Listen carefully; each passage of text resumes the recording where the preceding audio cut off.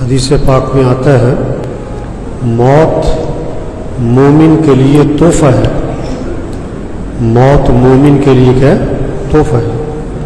کیونکہ موت کا مطلب کیا ہے کہ جو تیاری کی تھی، جو بھیجا تھا، جو اعمال کیے تھے، اس کا بدلہ سامنے آ گیا. حدیث میں آتا ہے جو 10 مرتبہ سورہ اخلاص پڑھے گا، 10 مرتبہ، مختصر سا کام، 3 منٹ بھی نہ لگے، 10 مرتبہ جو سورہ اخلاص پڑھے گا، حضرت محمد صلی اللہ علیہ وسلم نے فرمایا اللہ پاک جنت میں اس کے لیے محل تیار کر دے.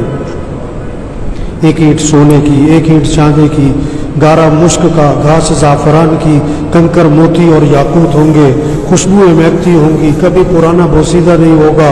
اس محل کو بنانے والے مستری نہیں بلکہ اللہ ہوگا.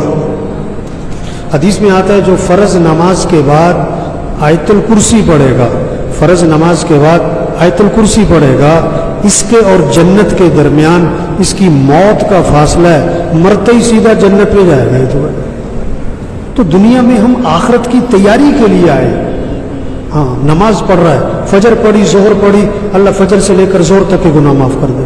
عصر پڑھی، عصر تک کے معاف، مغرب پڑھی، مغرب تک کے معاف، عشاء پڑھی، عشاء تک کے معاف. حدیث میں آتا ہے عشاء کی نماز جماعت سے پڑھی، فجر کی نماز جماعت سے پڑھی، ساری رات عبادت کا ثواب ملے گا. رمضان سے ہی گزارا، اگلا رمضان سے ہی گزارا، حدیث میں آتا ہے پورے سال کے اللہ گناہ معاف کر دے. تو میرے بھائیو، یہ موت کیا ہے؟ تحفہ ہے.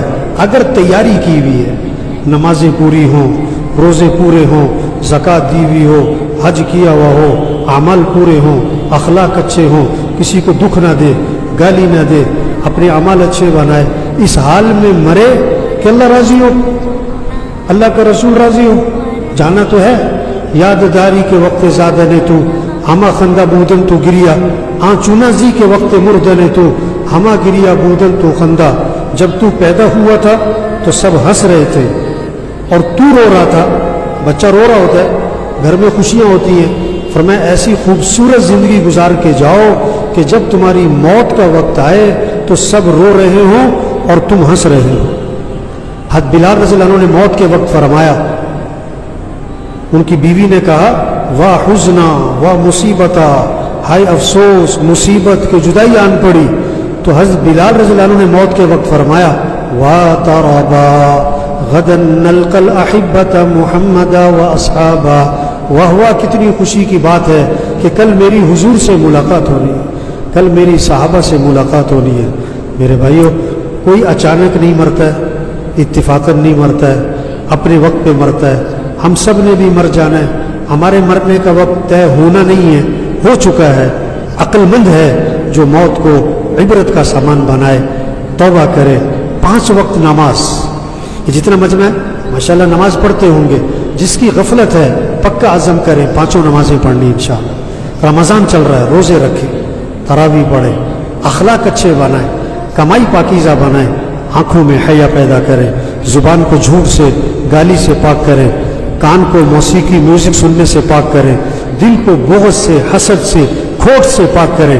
اس حال میں مریں کہ اللہ راضی ہو، اللہ کا رسول راضی ہو، کسی کا کچھ دینا نہ ہو، کسی سے کوئی جھگڑا نہ ہو، پاک صاف ہو کر جائیں تاکہ موت ہمارے لیے کیا بنے؟ تحفہ بنے. موت تحفہ بنے.